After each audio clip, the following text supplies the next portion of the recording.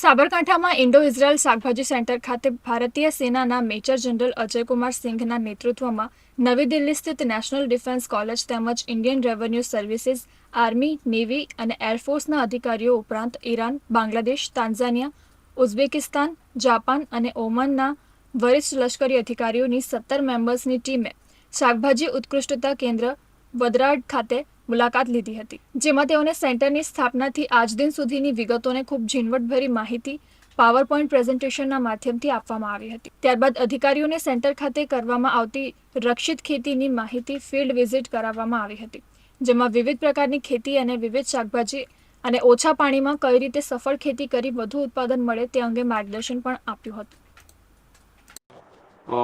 non woven crop cover technology,